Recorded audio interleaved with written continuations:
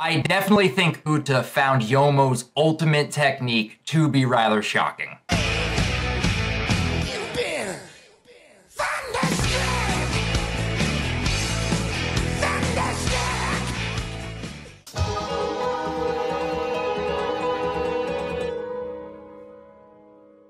How is it going, everybody, and welcome back to another review for Tokyo Ghoul, where I will be talking about and discussing Chapter 170, Evolution and the Stars.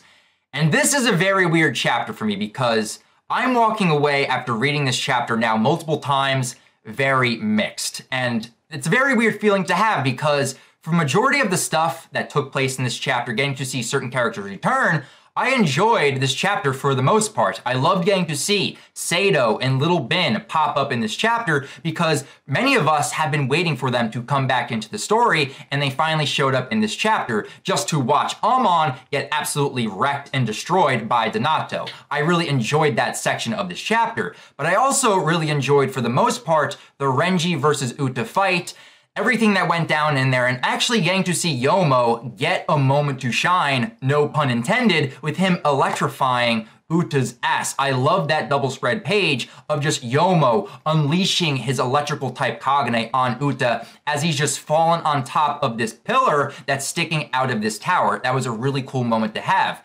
But the reason I feel so mixed about this chapter comes from that final page. And the reason I feel so mixed about this final page is because it's leading me to assume that maybe, possibly, Uta might have died by the ending of this chapter. And I really do hope that that is not the case. But just by the way that Ishida has this last page laid out with Uta in free fall, kind of giving his final words to Renji, and then he just falls into the blank whiteness, this almost feels like a character send-off. Uta might have died by the ending of this chapter, but there are still many possibilities in a way that he could have survived this, because we've seen people fall off a building and survive, Eto being the prime example. So Uta could have survived getting electrified by Yomo, and maybe this is one of Uta's clones. We still have no idea, and we won't get clarification until the next chapter, which sadly we're going to have to wait an extra week due to Golden Week. Damn you, Golden Week! But if Chapter 171 clarifies to me that Uta is in fact still alive, and we are also going to get his backstory going back to the Fourth Ward, then my opinion on this last page will do a complete 180 to where I go to kind of hating it to absolutely loving it, because I would hate for Uta's character to kind of just go out just like that, to basically be another Tatara, just suffering from the Tatara effect. Being this character, being very mysterious, being built up to be very powerful over the course of the series, and then they finally get their moment to shine, to let loose, and then they just immediately die. I would really hate that to happen, because we had that basically with Tatara. Built up over the course of the series, very mysterious, thought to be very powerful, and then during Rue Island, he showed us his Kakaja, he showed us his full power, but then Takizawa came in and smoked his ass and killed him. I am really hoping that is not the case with Uta within this scenario, but we won't know until Chapter 171. I am hoping for the best, and I'm praying that Ishida has more for the character of Uta than to just kill him off within this situation.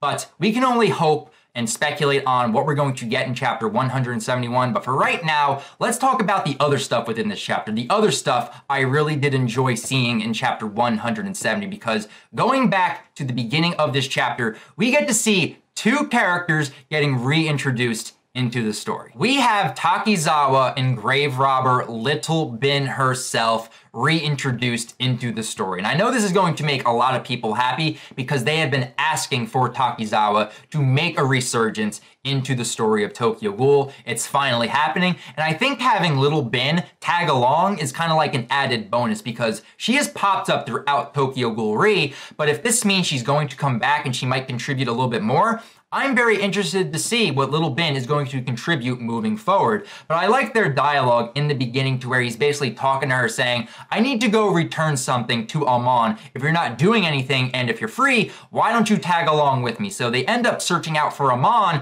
and they end up getting front row seats to Donato just obliterating Amon. I know last chapter, Amon was putting up a pretty decent fight up against Donato, but in chapter 170, that does not seem to be the case, because Donato is just dominating Amon tossing him around like a rag doll.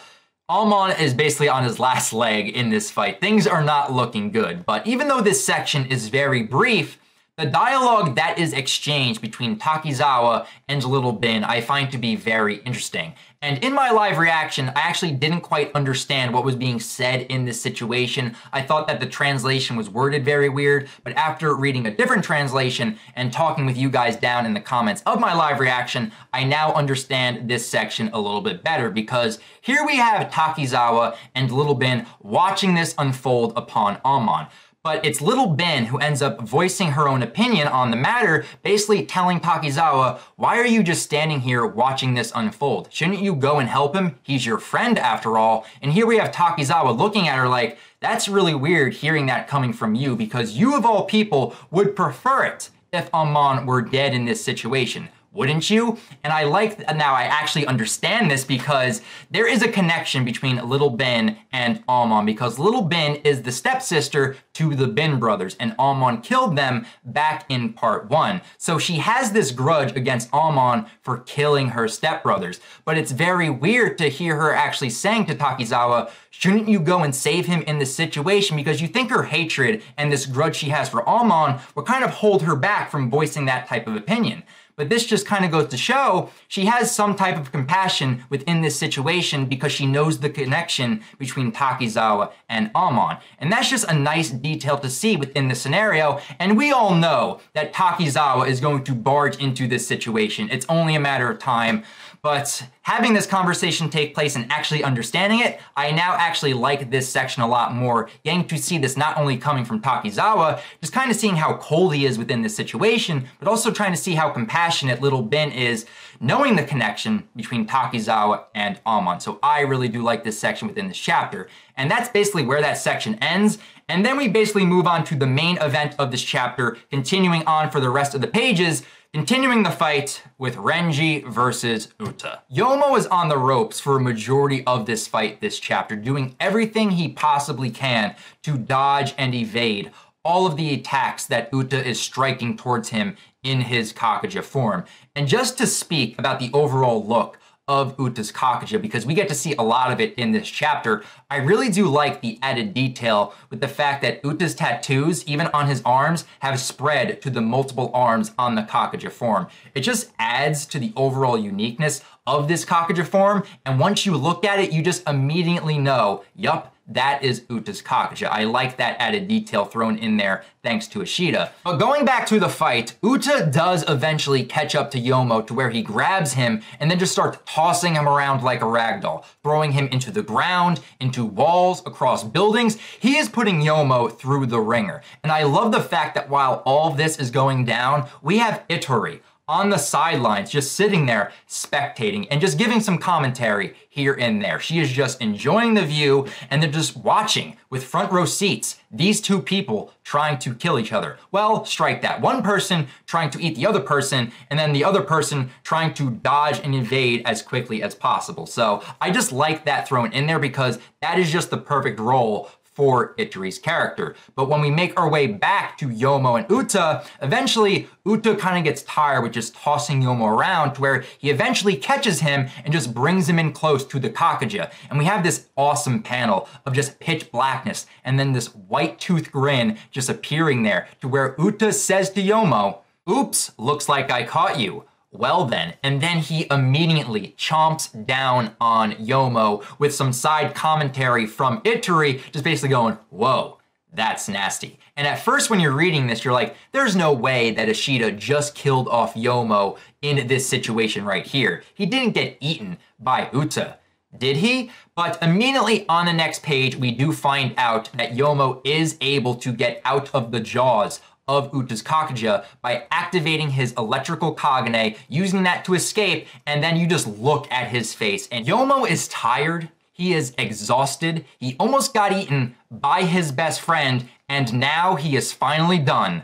with Uta's bullshit. Up until this point in this fight, he hasn't really felt the need to actually go all out against Uta.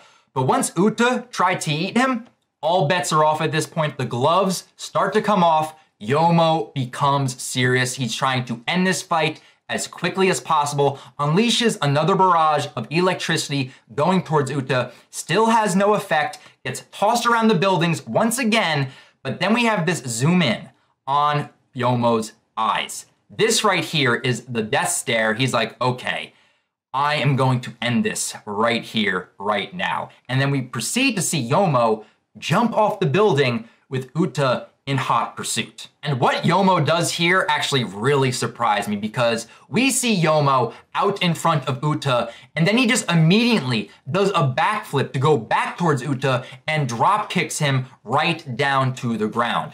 I don't know if Yomo knew that this tower was sticking up right there, but once he drop kicks Uta, Uta just gets impaled by this tower sticking up on this building, and he just unleashes his Kagane, almost looks like a Kakaja-like state, and he just utters this badass line to Uta where he says, "Uta, we grew up a long time ago."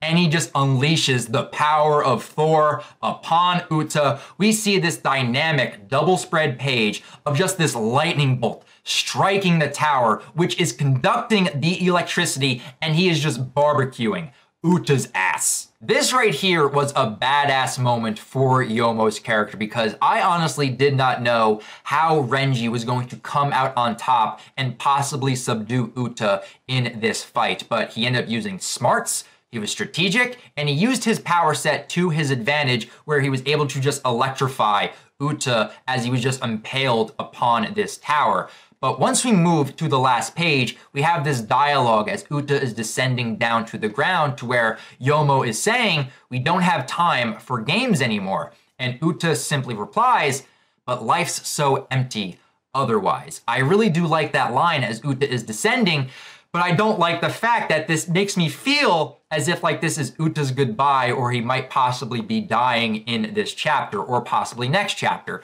I really do hope that is not the case. I'm hoping he survives from his injuries from that attack, or maybe he used a clone in this situation and the clone took the brute force of this attack. I can only hope, because I really don't want Uta to suffer the same fate that Tatara basically did. This character has been filled with so much mystery. He has been an enigma this entire series, and I want to learn more about him and to why he's been a part of the clowns in his own mindset from Jump Street, from the beginning of this series. So as this cliffhanger of this chapter is indicating that we are going to go to the Fourth Ward, possibly in a flashback, I am hoping we dive into Uta's flashback, come to learn more about him, even prior to when Yomo showed up. Like, I want to learn about him as a kid. Is he possibly the One-Eyed King? Because I know that has been a rumor floating around for quite some time. That would be a really cool revelation to learn about Uta's character, but I'm gonna hold off my final judgment on this final page until we actually get chapter 171, and I can get clarification on whether or not Uta is in fact alive or dead, and if we in fact get his flashback. Anyway, guys, that is my review on chapter 170. Even though I did not like this final page, I can still say that this was a decent to good chapter of Tokyo Ghoul this week. And I am hoping that with chapter 171, in 2 weeks, that it ends up clarifying things for me and I can do a complete 180 with how I am viewing this final page with Uta's character. But now I definitely want to hear your guys' thoughts on this chapter. What were your positives? What were your negatives? Are you guys in the same boat as me, that you guys want Uta to live and to be alive in the next chapter? Or do you guys just want Uta to die right here, right now, and just get him out of the story? I definitely want to hear your guys' thoughts on that. Leave your thoughts down in the comments below. And if you guys want to talk more and speculate about Tokyo Ghoul moving forward, feel free to follow me on Twitter, guys. A link for that can be found in the description down below. But that's going to do it for me. So until chapter 171 in 2 weeks, I'll talk to you guys next time.